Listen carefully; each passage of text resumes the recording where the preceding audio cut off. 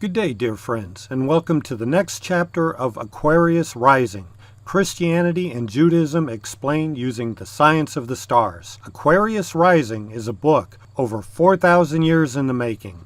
The rights of others are both recognized and supported. Others are free to follow their own cultural and religious path. This work does not advocate forcing anyone to do or follow anything. It is not an attack on any individual or institution. Religion is in the public domain, though. It must necessarily expect an examination of its customs, rituals, holy days, and doctrines. If you are new here, these individual chapters explain stories and festivals of the New and Old Testament from the astro-theology perspective. If you're unfamiliar with this, I suggest you either read Aquarius Rising, Introduction through Chapter 7, or watch the associated videos to develop a foundational understanding before proceeding with the stories and festival chapters. I hope this work will aid you in your spiritual journey.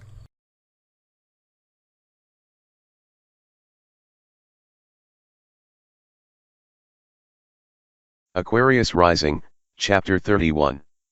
The 24 Elders, the Tree of Life and the Tree of Knowledge, and the Cherubim with a Flaming Sword. Part 1, the 24 Elders. As we have seen, humankind established the sphere on the 4 cardinal points of astrological determinations and chose the 4 figures, which divided the circle into 4 equal parts. These figures were distributed at equal distance around the throne of God. The firmament above is where the deity was placed.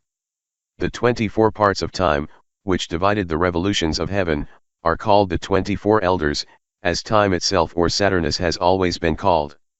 These hours, taken 6 by 6, are called wings. Part 2, the Tree of Life and the Tree of Knowledge. According to the Bible, 2 trees are represented in the Garden of Eden. These trees are the Tree of Life and the Tree of Knowledge, also called the Tree of Good and Evil. Each has its unique value. The garden itself may be considered symbolic of Adam's home as the sun as it makes its way above and across the celestial equator.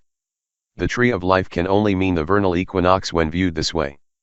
This means the Tree of Life represents the new life that comes with spring as the earth, in the northern hemisphere, is resurrected from the death of winter. The Tree of Knowledge, of good and evil, represents the autumnal equinox. Here the sun falls into the lower hemisphere and demarks the opposing value of evil. This was the time of death, scarcity, and stillness. The tale of the 2 trees is not a great mystery but rather a part of a beautifully structured allegorical tale. The serpent living in or close to the Tree of Knowledge indicates the sign of the constellation occupying the sector at the time of the editing of the allegory. This reference points to the constellation Draconis, the serpent or dragon, in the sector Scorpius. Part 3, Cherubim with a Flaming Sword. In Genesis 3, we see now that God appears to be an enemy of Adam as he sets guards, the cherubim, to stop Adam, the son, from reaching the Tree of Life, the vernal equinox.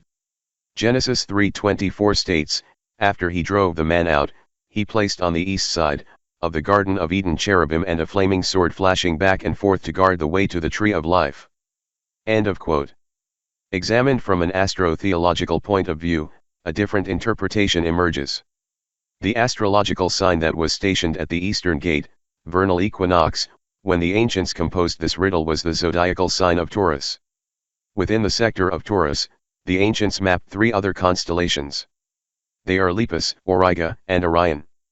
Within the constellation of Orion, there is a star called Saiph, or Saif al-Jabbar. The English translation is the sword of the giant. This astronomical fact fits the biblical symbolism perfectly. The information in this video was taken from Aquarius Rising, Christianity and Judaism explained using the science of the stars by Rico Roho. Aquarius Rising pulls data from over 4,000 years and numerous books and manuscripts and presents it in an easily digestible form for the modern reader.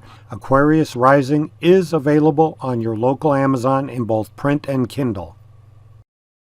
If you found this information useful, please like, share, and subscribe to the channel.